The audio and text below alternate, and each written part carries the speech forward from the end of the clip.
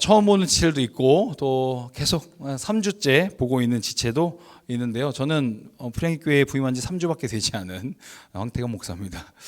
청년공동체에서 오늘 헌금이라고 하는 아주 중요한 주제를 가지고 함께 말씀을 좀 나누고 싶습니다. 얼핏 보면 오늘의 주제는 사실 우리의 마음을 좀 불편하게 합니다. 왜냐하면 돈을 내라고 하나보다라는 생각이 들기 때문에 그렇습니다. 우리가 헌금이라고 하는 것을 이제 보면 제가 할게요. 감사합니다. 헌금이라는 단어가 이제 우리한테는 이제 어떤 아니면 물질에 대한 거 그런 내용으로 집중되어 있기 때문에 우리는 헌금이라고 하는 내용이 조금 부담스럽게 다가옵니다. 그래서 청년공동체는 그렇게 덜 부담이긴 할 수 있어요. 근데 어른들에게는 헌금 설교하면 막 성도님들이 막 떠나가고 막 그런 일들이 비일비재할 만큼 참 쉽지 않은 설교의 주제가 헌금입니다. 심지어 교회 용어 사전에도 보면 헌금이라고 하는 걸 이제 하나님께 바치는 예물 또는 돈을 바치는 일이라고 하는 교회 용어 사전에 이렇게 기록하고 있습니다. 그러니까 헌금이라고 하는 게 지금 여러분들이 생각하고 있는 것과 동일하게 정의되어 있다라는 것이죠.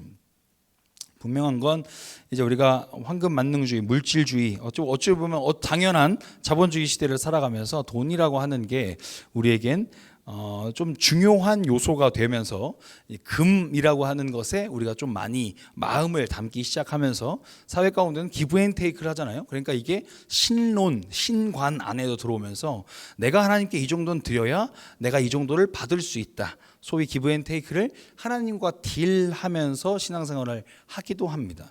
사실은 그것이 오늘 본문 가운데 정확히 아니라고 하는 것을 이야기하는 걸 좀 나눠보도록 하겠습니다. 우리가 바로잡고자 하는 건 이 헌금이라고 하는 겁니다. 예수님께서 오늘 본문에 보면 이제 여인의 뜰 안에 이제 헌금함을 바라보고 계신 상황입니다. 헌금함에 누가 헌금을 넣는가 보고 계신 상황이 오늘 본문의 상황이죠. 당시 헌금함이라고 하는 건 성전에 한 13개 정도의 종류로 여러 가지 종류로 헌금함이 있었어요. 그래서 이렇게 나팔 모양으로 있었기 때문에 거기에 헌금, 어떤 랩돈을 넣거나 아니면 데나리온을 넣거나 어떤 동전들이나 아니면 먹을 것을 넣는다면 사실 여기서 들어갈 때부터 시작합니다. 들어갈 때부터 소리가 막 나면서 헌금을 하고 있구나라는 그 과정을 듣게 됩니다.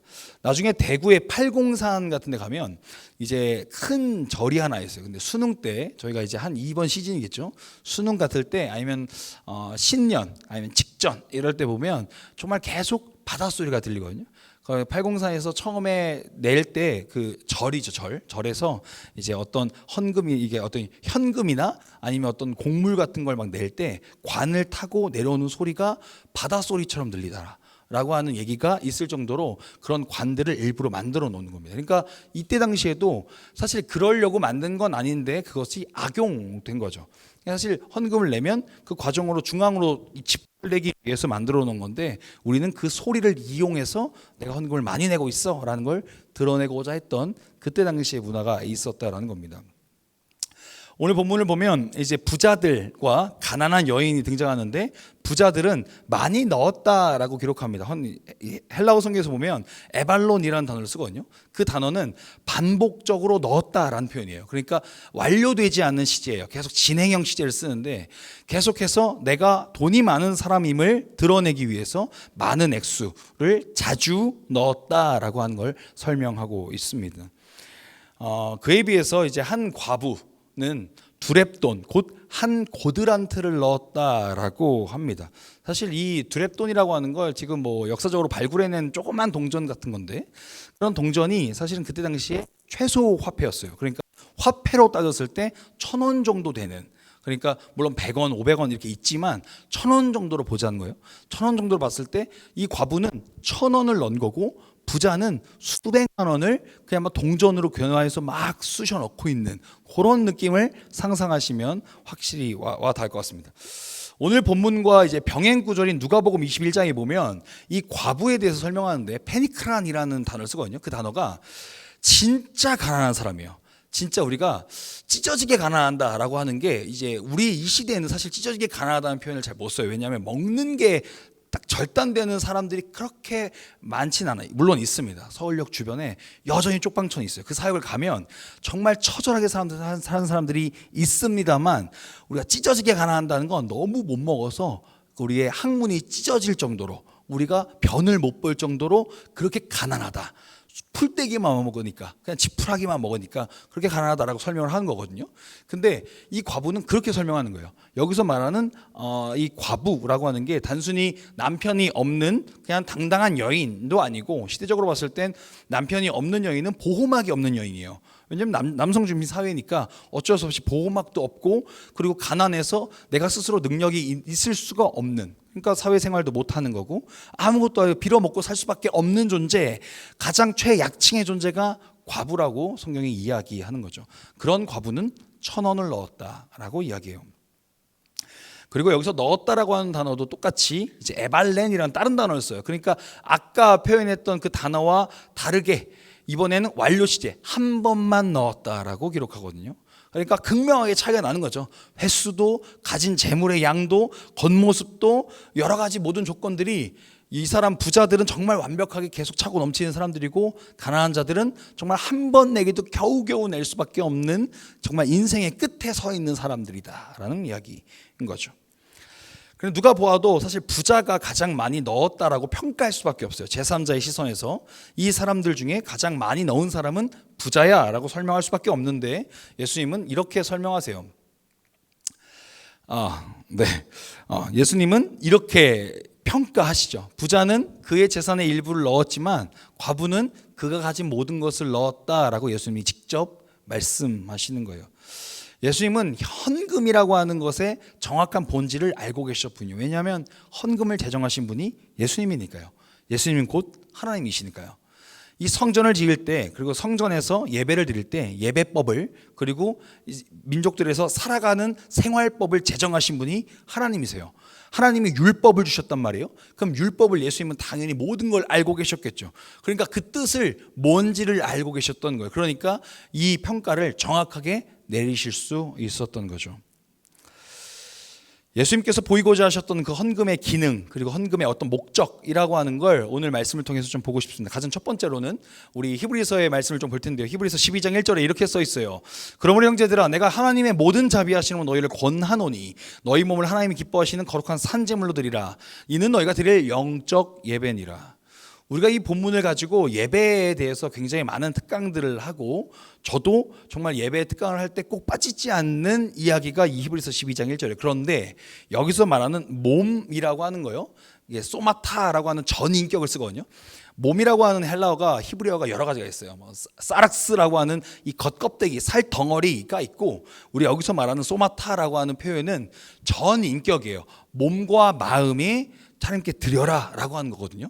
그러니까 내 몸만 잠깐 예배를 드리기 위해서 있다, 내 마음은 저기 딴 데 가 있다 또 아닌 거고, 내 마음만 가 있고 내 몸은 딴 데 가 있다도 아니고, 몸과 마음이 다 예배하는 곳에 전심으로 드려지는 것, 그게 예배다라고 이야기하는 거죠.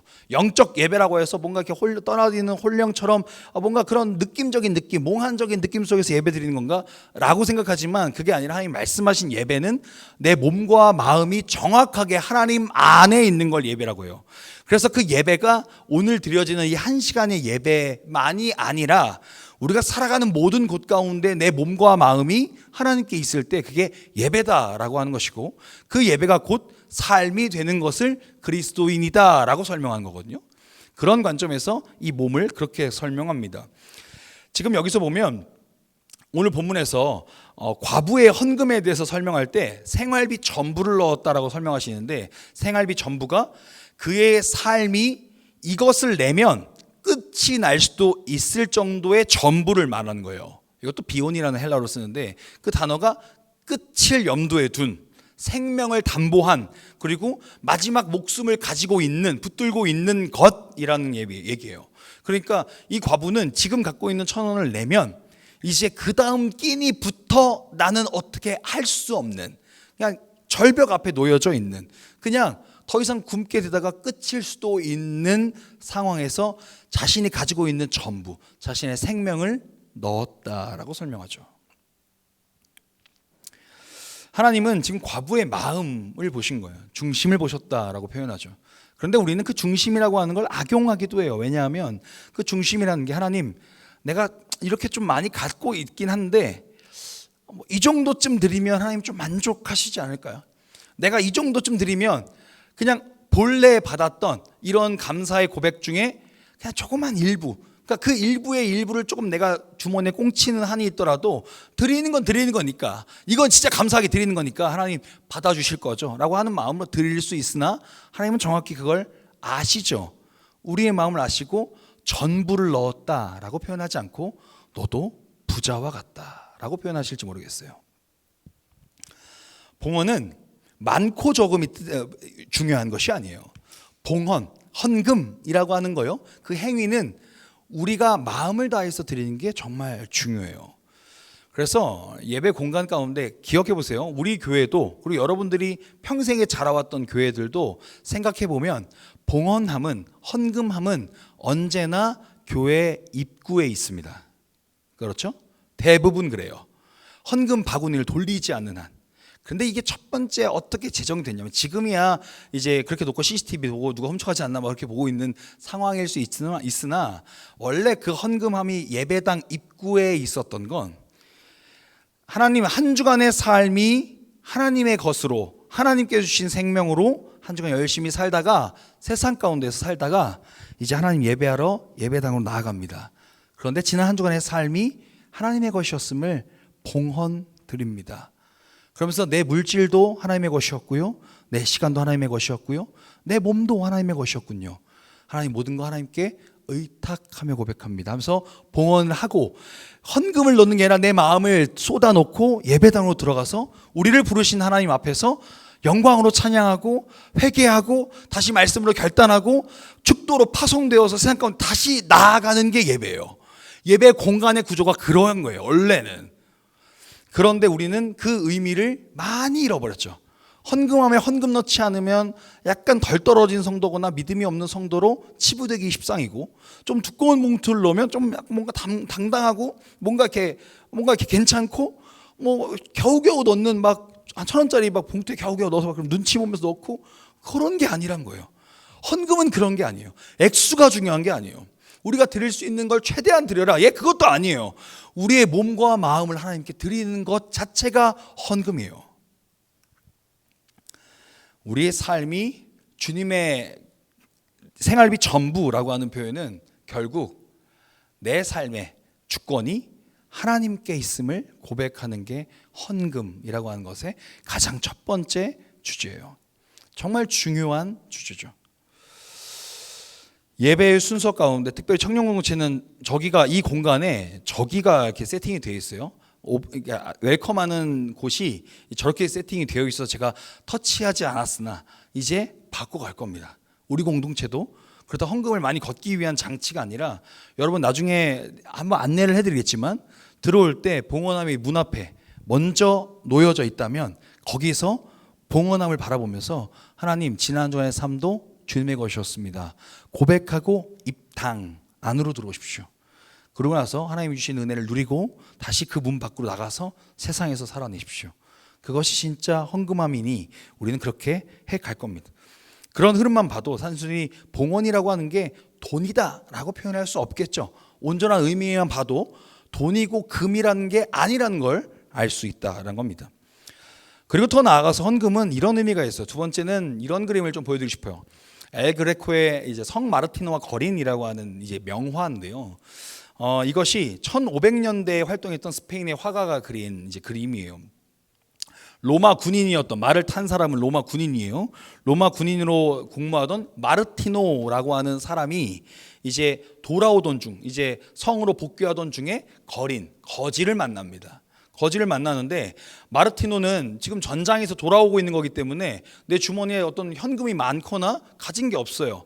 그래서 그가 지금 헐벗은 거지를 위해서 내가 해줄 수 있는 건 내가 가지고 있는 망토를 베어서 이가 따뜻하게끔, 이 사람이 체온을 보존하게끔 하는 것이 내가 최선이겠구나라는 생각을 해서 망토를 잘라서 내어줍니다. 이것이 라틴어 카펠라라고 하는 망토에서 오늘날 채플이라는 단어로 다시 대환원돼요. 그러니까 채플이라고 하는 건요, 교회 공간을 의미하는 거기도 하지만 예배를 뜻할 때도 있고요, 그리고 그 가운데 모임을 뜻할 때도 있어요. 근데 채플이라고 하는 건 정확하게 기독교적 용어입니다. 그러니까 카펠라, 이 내 것을 나누어 주는 것으로서의 행위가 이후에 예배가 되었다라는 것은 사실 우리에게 큰 메시지를 주는 것이죠. 왜냐하면 예수님 시대에서부터, 아니 구약에서부터 이미 이 정신은 계속 이어져 왔어요. 나중에 레위기를 함께 공부할 때 레위기 신명기가 두 가지 법전인데, 율법서가 정말 재밌어요. 이 재밌는 게 그냥 저 사람은 목사니까 재밌겠지가 아니라 얼마나 하나님이 정교하게 사회적 약자들을 보호해 가시는지 몰라요.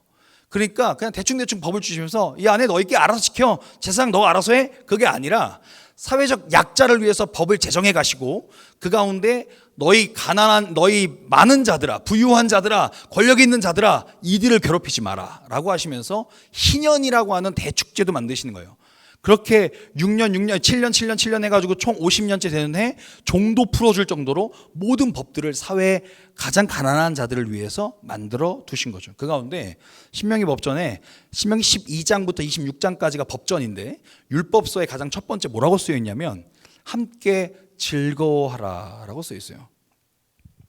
함께 즐거워하라 라고 하는 건 그냥 너희들끼리 끼리끼리 재밌게 지내라가 아니라, 너희 성중에 있는, 말씀해 보면 너희 성중에 있는 지나다니는 나그네, 그리고 객과 고아와 과부와 함께 즐거워해라 라고 하시는 하나님의 말씀이 시작되면서 26장까지 그들을 어떻게 보호해 갈 것인가를 설명해 가세요.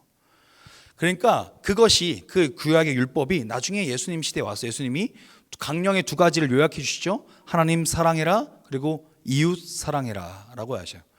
그냥 내가 저 사람을 사랑합니다가 아니라 너의 모든 것을 다해, 너가 너 자신을 사랑하는 것처럼 너의 이웃을 사랑해라. 근데 그게 내가 나를 너무 사랑하니까 하나님이 그렇게 경고해 주신 게 아니라, 우리가 진짜 실천해야 될 건 하나님을 사랑하고 내 것을 나눠줄 줄 아는 그 사랑을 전하며 사는 것이 우리의 사명이기 때문에 그래요. 구약과 신약에 계속 그 사랑에 대한, 이웃에 대한 이야기가 계속 있다라는 것이죠.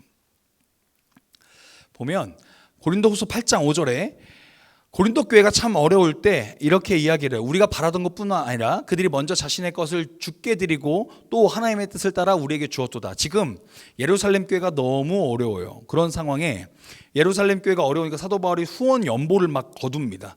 그러니까 주변 교회한테 지금 이 교회가 너무 힘드니까 좀 헌금 좀 걷어줘, 헌금 좀 걷어서 이 교회를 좀 살려야 돼 하니까 막 십시일반 막 헌금을 내요. 헌금을 가지고 전달하고 다시 모아서 가지고 전달하고 하는 사역이 사도 바울의 사역이었어요. 그런 사역 가운데 이렇게 하나님의 뜻을 따라서 우리에게 주었도다라고 이야기하는데, 나중에 말씀을 보면 8장 제가 잘못 썼어요. 13절부터 15절까지의 말씀이에요. 8장 13절부터 15절까지 말씀에 후원 연보를 걷는 이유가 이런 거야 라고 이야기하시거든요. 물론 고린도 후서랑 그리고 다른 서신서가 약간 다를 수는 있어요. 근데 그때 당시에 사도 바울의 관점이에요. 그 관점을 읽어야 이 말씀들이 이해가 돼요. 근데 이때는 사도 바울이 이 후원 연보는 그냥 너희들이 많이 가져가서 많이 가지고 있기 때문에 도와줘, 그냥 편하게 도와줘 라고 이야기하는 게 아니라, 우리가 재정을 허락받은 건 나만 잘 먹고 잘 살려고 허락받은 게 아니라 함께 더불어 살고 함께 행복하기 위해서잖아. 분명히 구약에서도 그랬고 예수도 그렇게 이웃 사랑을 하라고 말씀하셨으니 그 말씀대로라면 우리는 균등하게 배분해야 돼.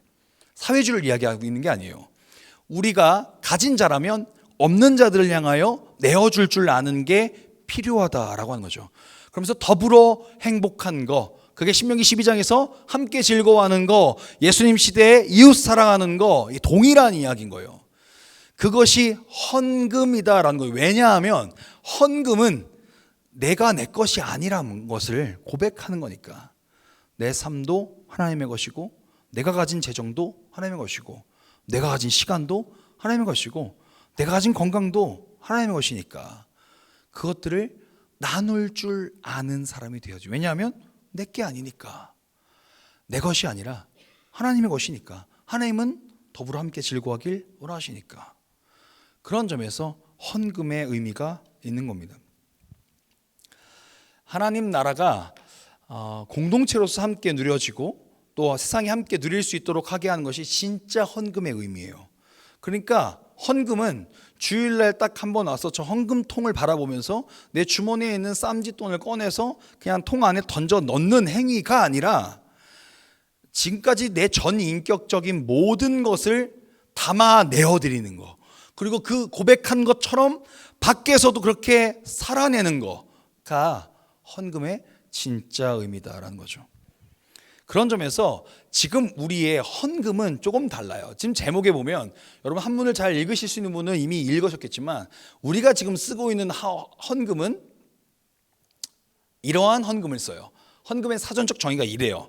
드릴 헌, 금금. 그러니까 돈을 드리다예요. 내 재정을 드리다, 내 현금을 드리다 라는 건데요. 진짜 헌금의 의미는 그게 아니라는 거예요. 오늘 설교 제목처럼 나의 전부를 드리다요. 나의 일상을 드리다. 그러니까 드리는 것이 지금 당장에 내가 가지고 있는 어떠함들이 아니라 나의 지금, 나의 오늘, 나를 드리는 것, 그것이 헌금이다라는 것이죠. 이 헌금을 바르게 아는 사람은 그렇게 살 수 없어요. 엉망진창으로 살아서는 안 돼요.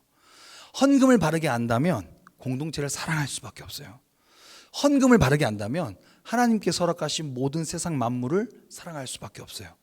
헌금을 안다면, 그리고 헌금대로 그 고백대로 산다면 세상이 우리를 보면서 저 사람은 그리스도인이구나, 저 사람은 다르구나, 저 사람처럼 살고 싶다 하는 고백들이 나타날 거예요.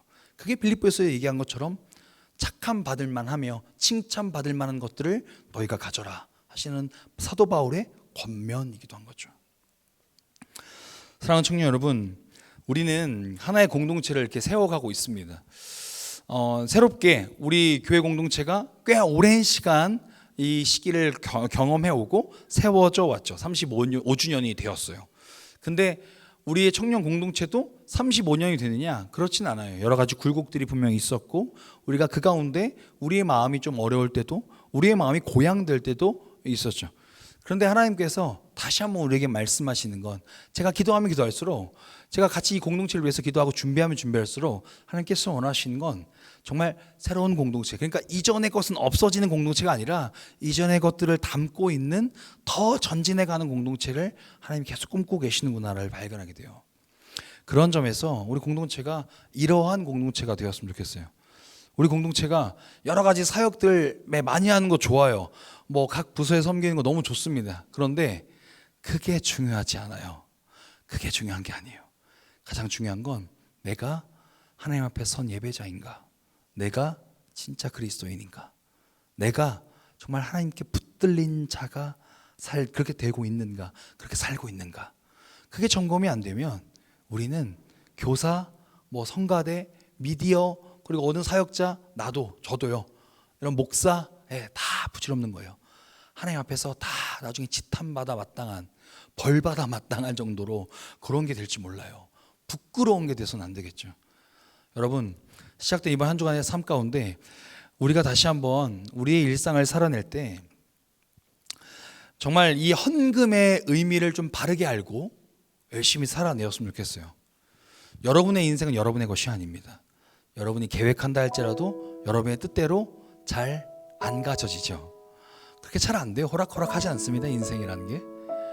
그런데 돌아보니 하나님께서 도와주셨기 때문에 지금을 올 수 있었다라는 걸 우리 모두가 경험하죠. 그러면 더욱더 오늘 하루가 하나님의 것이라고 고백한다면, 이 표현이 되게 조심스러워요. 기브 앤 테이크가 절대 아닙니다. 그렇게 하나님의 것입니다라고 고백하면 하나님께서 얼마나 기뻐하시고 더 크게 사용하실까요? 내가 사용받기 위해서 여러분 지금을 드리십시오가 아니에요.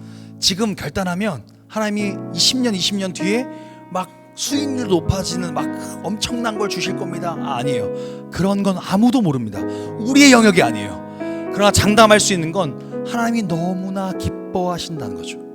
하나님 기뻐하실 때 우리 엄마 아빠가, 우리가 막 엄마 아빠 앞에서 재롱 피우고 막 잘했을 때 엄마 아빠가 막 달라고 하지 않은 것도 막 주실 때가 있죠. 그게 엄마 아빠의 마음인 것처럼 우리 하나님 아버지도 그런 마음으로 우리를 바라보시고 우리를 더 선하게 이끌어 가시지 않겠습니까? 그게 인격적인 하나님의 성품이니까요.